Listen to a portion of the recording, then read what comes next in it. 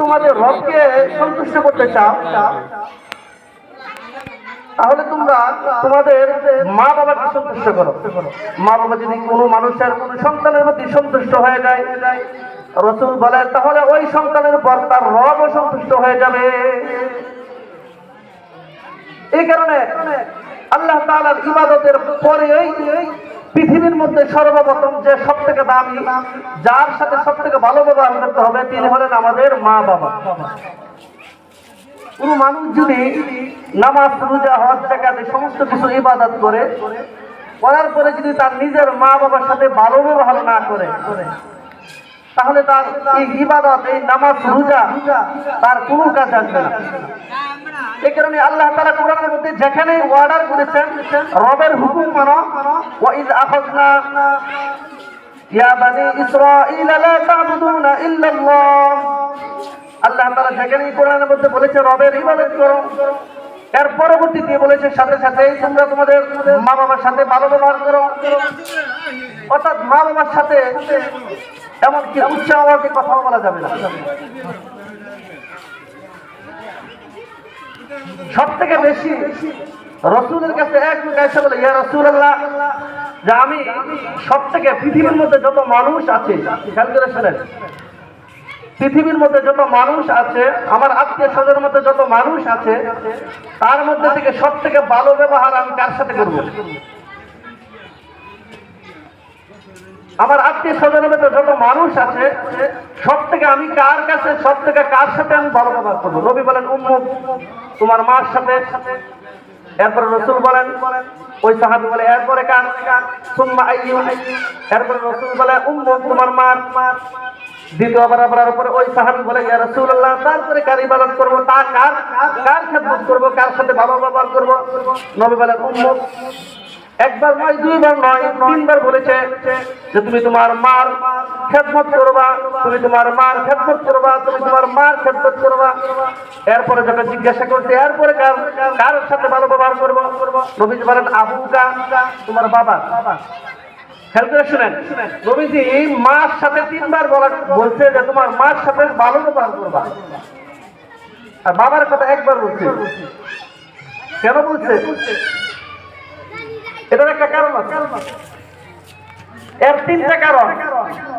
এমন তিনটা জিনিস আছে, এমন তিনটা কষ্ট আছে যেগুলো মারা করে, মহিলারা করে, যেই তিনটা কষ্ট কোনো বাবা করে না, কোনো পুরুষ করে না। খেয়াল করে শুনেন, এক নাম্বার কষ্ট হলো মহিলারা, আমাদের মা যারা আছে, তারা আমাদের সন্তানকে 10 মাস 10 দিন মায়ের পেটে ধারণ করে। এক নাম্বার কষ্টটা হলো সন্তানকে 10 মাস 10 দিন মায়ের পেটে ধারণ করে। এটা কোনো পুরুষ করে না, মহিলা করে। এটা কোনো পুরুষ করতে পারে না, এক নাম্বার।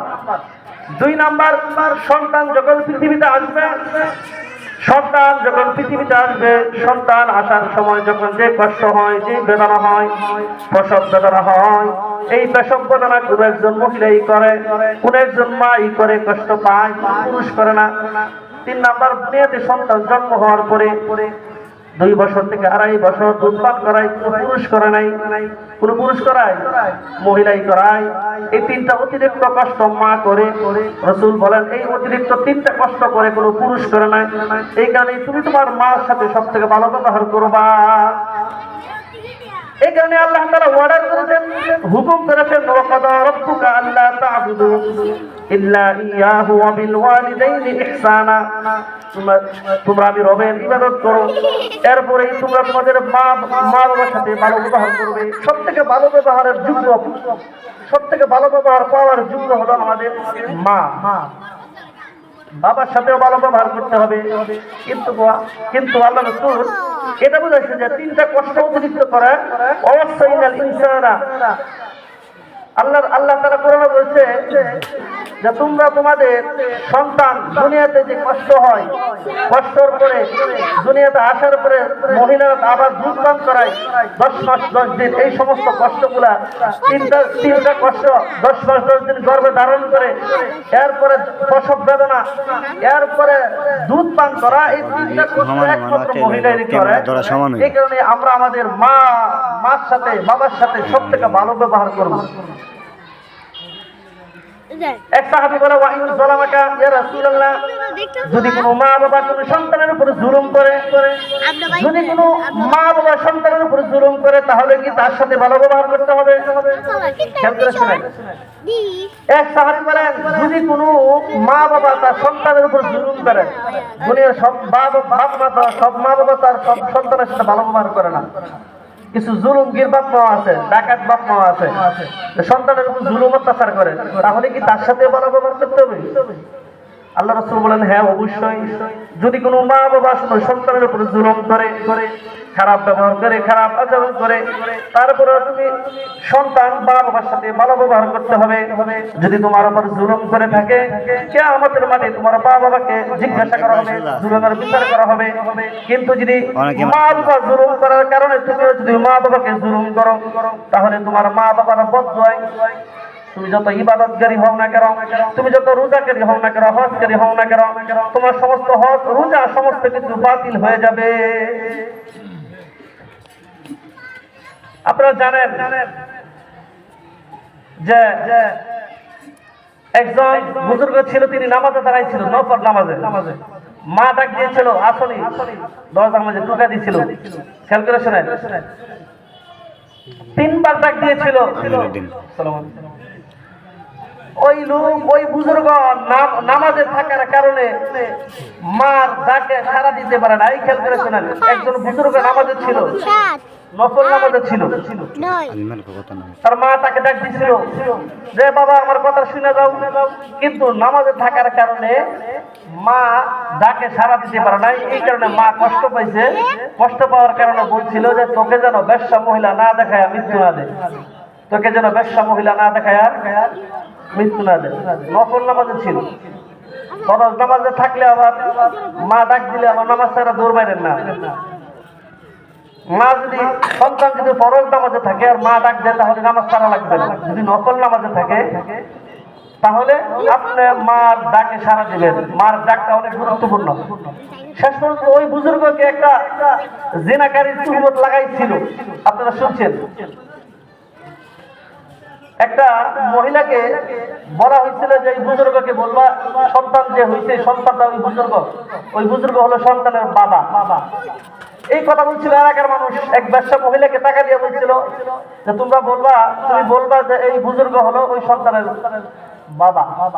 শেষ পর্যন্ত এরকম একজন ব্যবসা মহিলাকে দেখায় দুনিয়া থেকে তাকে বিদায় করছিল। এই কারণে আল্লাহ তাআলা কোরআনে জায়গার মধ্যে বলেছে, وَإِذْ أَخَذْنَا مِيثَاقَ بَنِي إِسْرَائِيلَ لَا تَعْبُدُونَ إِلَّا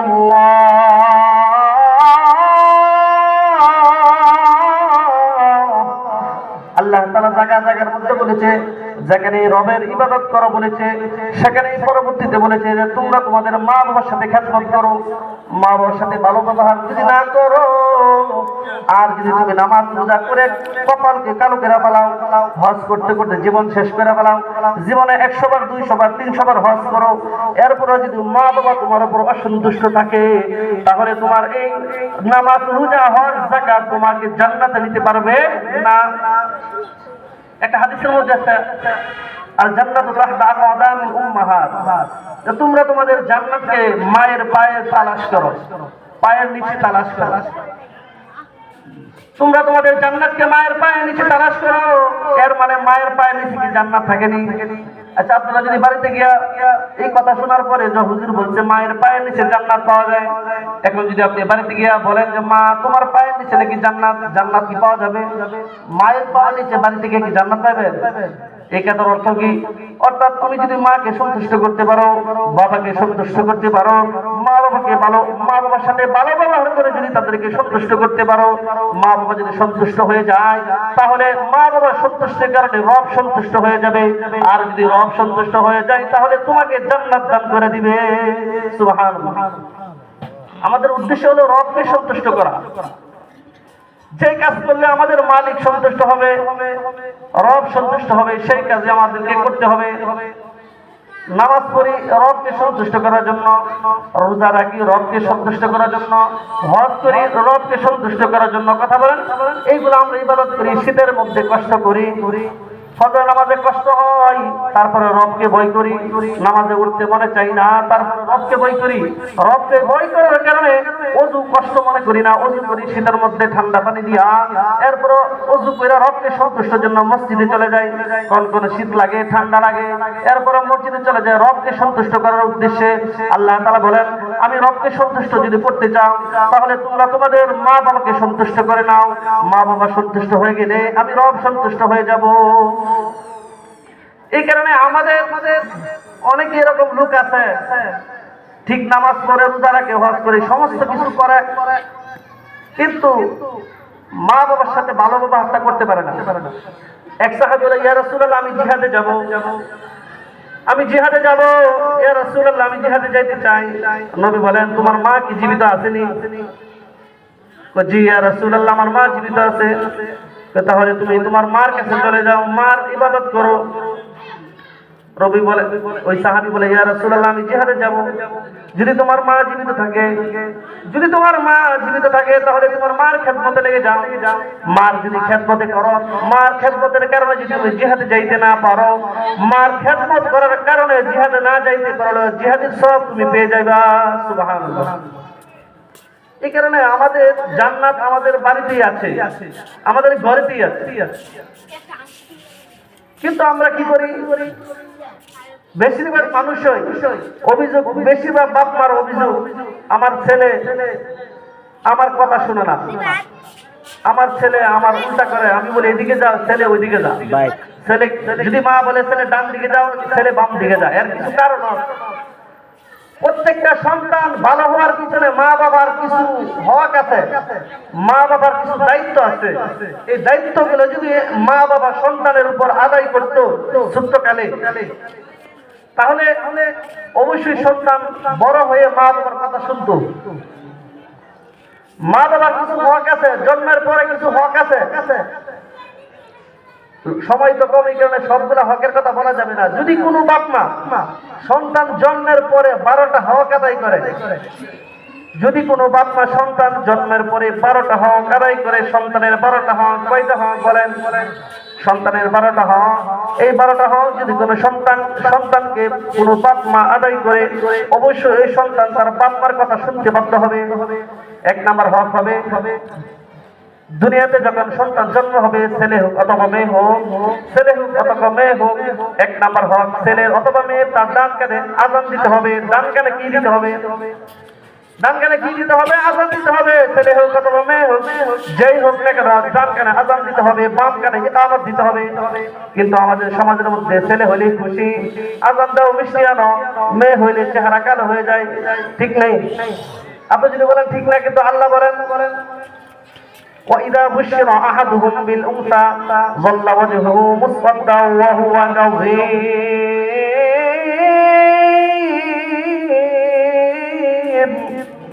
আল্লাহ তাআলা বলেন, যখন কোনো মানুষকে এই সুসংবাদ দেওয়া হয়, وَإِذَا بُشِّرَ أَحَدُهُم بِالْأُنثَىٰ, তাদের কাউকে যখন কোনো সুসংবাদ দেওয়া হয়, উনসা মেয়ে সন্তানের সুসংবাদ দেওয়া হলে মানুষের চেহারা কালো হয়ে যায়, রাগান্বিত হয়ে যায়। মুসওয়াদ্দা ওয়া হুয়া কাযীম। এই কারণে আমাদের সমাজে ছেলে হলে খুব খুশি, দোয়া করেন, ছেলে হইছে মিষ্টি খাওয়াবো, আযান টাযান সবই হয়, কিন্তু মেয়ে হইলে অনেকের কষ্ট। কিন্তু ছেলের ক্ষেত্রে তো এরকম কোনো হাদিসে নাই যে ছেলে হইলে একটা জান্নাত, ছেলে হইলে তোমাকে জান্নাত দান করেছে, এমন কোনো কথা নাই। মেয়ের ক্ষেত্রে বলে যে কোনো একটা মানুষের ঘরে যদি সর্বপ্রথম একটা মেয়ে সন্তান জন্ম দেয়, তাকে যেন আল্লাহ তাআলা একটা জান্নাত দান করেছে। সুবহানাল্লাহ। কিন্তু আমাদের কষ্ট, মেয়ে হলে মেয়েকে পড়াশোনা করা, বড় করতে হবে, বড় করে বিয়ে দেওয়ার সময় আবার টাকা দিতে হবে, যৌতুক দিতে হবে। এই কারণে যদি কোনো বাপ মা তার সন্তানের 12টা হক আদায় করে, প্রথম হক সন্তান বাবার কাছে পায়, বাবা মার কাছে সন্তান 12টা হক পায়। এই 12টা হক আদায় করতে হবে। সময় স্বল্পতা, এই কারণে 12টা হকের কথা আমি নাও বলতে পারি, সময় নাই। যতটুকু বলতে পারি বলবো। 1 নম্বর হক, ছেলে হোক মেয়ে হোক, ছেলে হোক মেয়ে হোক, ডান কানে আযান দিবেন, বাম কানে ইকামত দিবেন। ছেলে হলে আলহামদুলিল্লাহ, মেয়ে হলে আলহামদুলিল্লাহ, ছেলে হলে আলহামদুলিল্লাহ, মেয়ে হলে সুম্মা আলহামদুলিল্লাহ। আর বেশি খুশি হইতে হবে, যেহেতু মেয়ের ক্ষেত্রে জান্নাতের ওয়াদা আছে। এক নাম্বার হক কি করতে হবে বলেন তো? ডান কানে আযান দিতে হবে, বাম কানে ইকামত দিতে হবে। এটা ছেলে হোক অথবা মেয়ে হোক, কুলের মধ্যে নিয়ে দিবেন। যে উড়ানের মধ্যে খাড়িয়া এভাবে দেওয়ার দরকার নাই। আমরা কিন্তু ছোটবেলা দেখছি কোনো মানুষের ঘরে সন্তান জন্ম হলে আযান দাও, ঠিক নেই, দাঁড়ায় আযান দিত, এভাবে দিবেন না, দিবেন সন্তানের কানের কাছে গিয়ে দিবেন আল্লাহু আকবার এভাবে আযান দিবেন। বাম কানের মধ্যে মুখটা নিয়ে বলবেন আল্লাহু আকবার। অর্থাৎ এই সন্তানের কানের মধ্যে সর্বপ্রথম একত্ববাদের আওয়াজ শোনায় দেওয়া। আল্লাহ বড়, এই সন্তানের কানের মধ্যে সর্বপ্রথম একত্ববাদের আওয়াজ দেওয়া। খেয়াল করে শুনেন, সন্তানকে 12টা হক আদায় করতে হবে। এক নাম্বার, সন্তানের ডানে আযান দিতে হবে, বাম কানে ইকামত দিতে হবে, ছেলে হোক মেয়ে হোক। 2 নাম্বার, ছেলে হোক মেয়ে হোক তাহনিক করাতে হবে। কি করা হবে? তাহনিক মানে কোন একটা বুজুর্গের কাছে নিয়ে যাবেন, কোন একজন আলেমের কাছে সন্তানকে নিয়ে যাবেন, অথবা বুজুর্গকে সন্তানের কাছে নিয়ে আসবেন। আইসা বলবেন, হুজুর আমার ছেলেকে অথবা মেয়েকে তাহনিক করায় দেন। তাহনিক হলো, আল্লাহ রাসূল বলেন তাহনিক আল্লাহ রাসূল হাসান হুসেনকে করেছিল। তাহনিক হলো নিজের থুতু মুবারক, একজন আলেম একজন বুজুর্গ নিজের থুতু মুবারক বাচ্চার তালুতে একটু মুখের ভিতরে দিবে, এরপরে খেজুর চিবায়া হালকা তালের মধ্যে লাগায় দিবে। এটা হলো তাহনিক। এই যে তাহনিক সমাজের মধ্যে আমরা জানি নাকি? ঠিক নেই। সন্তান হলে যে তাহনিক করাতে হয়, এটা যে একটা সুন্নাহ, এটা আমরা অনেকে কি করি জানি না। করবো তো দূরে কথা, জানলে আসল করতাম।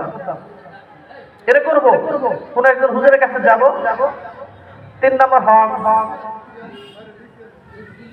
7 দিনের মাথায় ছেলের চুল মন্টন করতে হবে, চুলগুলা মন্টন করতে হবে, বেলের দিয়ে কামাইতে হবে।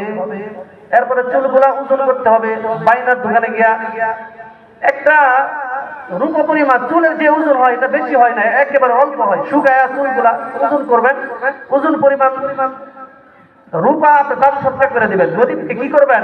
দান সৎকার করে দেবেন, বেশি হবে না, কমই হবে। 3 নম্বর হক। 4 নম্বর হক, ভালো একটা নাম রাখতে হবে। সন্তানের ভালো একটা নাম রাখতে হবে, যে নামের অর্থ আছে, যে নাম কোরআনের সাথে মিল আছে। কোরআনের ভিতরে থাকলে অর্থ ভালো এমন না, অর্থ ভালো থাকতে হবে। অনেকেই বলে যে হুজুর একটা কোরআনের নাম রাখেন যেটা কোরআনে আছে। কোরআনে ফেরাউনের নাম আছে না নাই? বলেন, কোরআনে ফেরাউনের নাম আছে নি? কোরআনের যে নাম আছে এই নাম কি ভালো নাম নাকি? আমার কথা বুঝতেছেন? মানে কোরআনের নাম থাকলে কি ভালো না? না, অর্থ লাগবে ভালো। ফেরাউনের নাম কোরআনে আছে, শয়তানের নাম কোরআনে আছে, ইবলিসের নাম কোরআনে আছে, উদ্বা সাহেবের নাম কোরআনে আছে। কোরআনের নাম থাকলে ভালো হয় না, ভালো হয় অর্থ থাকতে হবে। আব্দুল্লাহ, আল্লাহর বান্দা, আব্দুল্লাহ আল্লাহর বান্দা, এরকম সুন্দর সুন্দর নাম রাখতে হবে যে নামের অর্থ ভালো। আবু বকর, ওমর, উসমান, আলী, কত সুন্দর নাম। কিন্তু আমরা এইগুলো নাম পছন্দ করি না, এগুলো নাম পছন্দ না। আমাদের নাম হলো মডার্ন নাম রাখতে হবে। আমাদের এলাকার মধ্যে এক ছেলের নাম তুফান। সে তুফানের গতিতে জেলো না, কয়েকদিন পরে বলে জেলো ঢুকে, আবার তুফানের গতিতে বাড়ি আয়। আরেক ছেলের নাম বুলেট। তাহলে বুলেটটা এই যে নামটা রাখছে বুলেট, তুফান, জব তুফান, সব এরা রেখে রয়েছে। এইগুলো যদি নাম রাখে ছেলে কি হবে? তুফান হইতে হইব। ছেলে তো তুফানের গতিতে বাপ মারা বিরানি শুরু করবো। এই কারণে সুন্দর একটা নাম রাখতে হবে। কোন একজন আলেমকে বলবেন, যেহেতু আপনি নাম বুঝেন না, হুজুর একটা সুন্দর নাম রেখে দেন, একটা সুন্দর নাম রাখতে হবে। এইগুলা বাচ্চার হক, সুন্দর নাম রাখতে হবে। এরপরে ছেলে হোক অথবা মেয়ে হোক আকিকা করাতে হবে। এটা সন্তানের হক, আকিকা করাতে হবে। ছেলের ক্ষেত্রে 2টা, মেয়ের ক্ষেত্রে 1টা। এই খেয়াল করে শুনেন, ছেলে হইলে খাসি দিবেন অথবা ছাগল দিবেন, 2টা। দুটোটা হাদিসের মধ্যে আছে, 2টা খাসিও দিতে পারেন অথবা 2টা ছাগলও দিতে পারেন। মেয়ের ক্ষেত্রে 1টা, এই 1টা ছাগলও হইতে পারে, খাসিও হইতে পারে। এইগুলো যদি আমি আর আপনি হক আদায় না করি, তাহলে সন্তান বড় হইলে তো আমার হক আপনার হক আদায় করবেই না। 12টা হক যদি আমি আর আপনি আদায় না করি, তাহলে তো সন্তান আমার আপনার হক আদায় করবে কিভাবে? সন্তান তো শিক্ষাই আপনাদের নেই। এর আগে একটা হক ছিল, 12টা হকের আগেও কিছু হক ছিল। সন্তানকে বিয়ে করার আগে আমার সন্তানকে যে বিয়ে করাবো, বিয়ে করানোর পূর্বে সন্তানকে একটা ভালো মা দিতে হবে, ভালো একজন মেয়ে দিতে হবে। আপনি আপনার সন্তানকে বিয়ে করাবেন, যে যাকে বিয়ে করাবেন, যে মেয়েটাকে বউ বানায় আনবেন, আপনার ছেলের বউ, এই বউটা আনতে হবে দিনদারি। এক হাদিসের মধ্যে বলেন আর বাউন তুনকাহুল আরদু লিআরবাইন। আল্লাহ রাসূল বলেন তোমরা তোমাদের সন্তানকে 4টা জিনিস থেকে বিবাহ করাও। কয়টা জিনিস থেকে বিবাহ করাও? খেয়াল করে দেখেন কি কইছে, লিমালিহা। 1 নাম্বার সম্পদ আছে কিনা দেখেন। আপনারা কি বুঝেন? রাসূল বলেন 4টা জিনিস দেখে তোমরা তোমাদের সন্তানকে বিবাহ করাও, বিয়ে করাও। সন্তান যদি ভালো ব্যবহার করতে চাও, আপনার সন্তান যে আপনি বিয়ে করাবেন, বিয়ে করানোর পরে সন্তান হবে, এই সন্তান ভালো হওয়ার জন্য আপনার ছেলেকে যে বিয়ে করাবেন, এই বউটা ভালো হতে হবে। 1 নাম্বার মালিহা। আপনি যাকে বিয়ে করাবেন এই মেয়ের মাল আছে কিনা, মাল আছে কিনা মানে সম্পদ আছে কিনা, মানে যৌতুক দেবেন এটা না। 1 নাম্বার লিমালিহা। 2 নাম্বার ওয়ালি হাসাবিহা, তার বংশ ভালো কিনা। ওয়ালি জামালিহা, মেয়েটা সুন্দর কিনা। 3টা বলছে। 4 নাম্বার বলছে ওয়ালি দীনিহা। 4 নাম্বার বলছে এই মহিলার দিন আছে কিনা, দিনদারিতা আছে কিনা। ফাজফার বিজাতিদ দিন। নবী বলেন 4 নাম্বারটা প্রাধান্য দিয়ে দাও। মেয়ে সুন্দরী না, সম্পদশালী না, বংশ তেমন না, ভালো না, দুর্বল বংশের, কিন্তু এই মেয়ে দিনদারিতা আছে। নবী বলেন দিনদারিতা প্রাধান্য দিয়ে দাও। দিনদারিতা যদি প্রাধান্য দিয়ে দাও, তাহলে তুমি হবে সবথেকে ভালো, তুমি হলো নেককার একটা মেয়ে পেয়ে যাবা। আর দুনিয়া মাতা দুনিয়ার মধ্যে সব থেকে দামি জিনিস হলো নেককার স্ত্রী। দুনিয়ার সমস্ত কিছু হলো দামি। এই দুনিয়াতে যা কিছু আছে, বিল্ডিং, ঘর বাড়ি, যা কিছু আছে, অট্টালিকা, গাড়ি বাড়ি, সবকিছু দামি।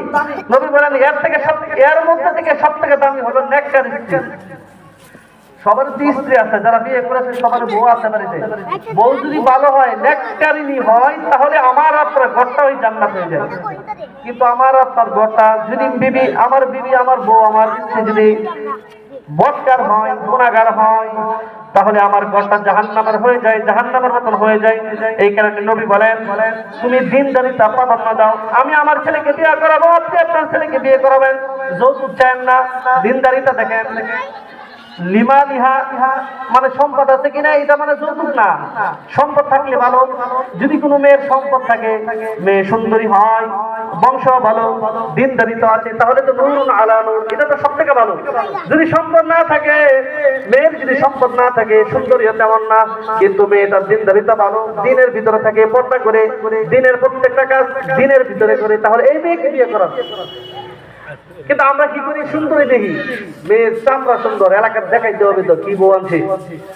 আচ্ছা, এই বউ কি এলাকার মানুষের দেখানি জিনিস? এটা কেউ আমার ছেলেকে যে আপনার ছেলেকে যে বিয়ে করাবেন, এটা কি এলাকার মানুষের দেখান লেগে বউ আনা?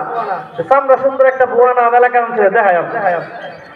আসলে এলাকার মানুষের জন্য না, বউ একটা পার্সোনাল বিষয়, যেটা আপনি বিয়ে করবেন, আপনার ছেলেকে বিয়ে করাবেন, আপনার ছেলের পার্সোনাল জিনিস, এটা এলাকার মানুষ দেখবে কেন? এলাকার মানুষ কি বলবে, অমুকের বউ সুন্দর না, অমুকের ছেলের বউ সুন্দর না, এটার জন্য সুন্দর আনতে হবে, বদকার হোক সুন্দর আনতে হবে, সুন্দরী আনতে হবে। এটা আপনার আমার জীবনের সব থেকে বড় ভুল। আমি নিজে বিয়ে করি অথবা আপনার ছেলেকে করান, সুন্দরী আনেন। যদি দিনদারিতা থাকে তো সুন্দরী করেন, দিনদারিতা থাকে তো সম্পদশালী করেন, যদি দিনদারিতা থাকে তাহলে বংশ ভালো করেন। যদি দিনদারিতা না থাকে, মেয়ের ভিতরে যদি দিনদারিতা না থাকে, আর যদি সুন্দরী আনেন, রূপসী আনেন, সম্পদশালী আনেন, তাহলে এই সুন্দরী আপনার জীবনকে ধ্বংস করে দিবে, আপনার ছেলের জীবনকে ধ্বংস করে দিবে। তাহলে আমাদের মূল কথা হলো দিনদারিতা থাকতে হবে। ছেলে সন্তানের কাছে ভালো চাইতে হলে ছেলে আমার সাথে ভালো ব্যবহার করবে, মার সাথে ভালো ব্যবহার করবে, এটা হলে আমার আপনাকে সন্তানের হক আদায় করতে হবে। এরপরে যেই কাজের মাধ্যমে দুনিয়াতে সন্তান আসে, খেয়াল করেন, একটা পবিত্র বন্ধনের মাধ্যমে দুনিয়াতে সন্তান জন্ম হয়। দুনিয়াতে সন্তান জন্ম হওয়ার পূর্বে যে কাজের মাধ্যমে আসে, এই কাজের পূর্বে একটা দোয়া আছে, দোয়াটা পড়তে হবে।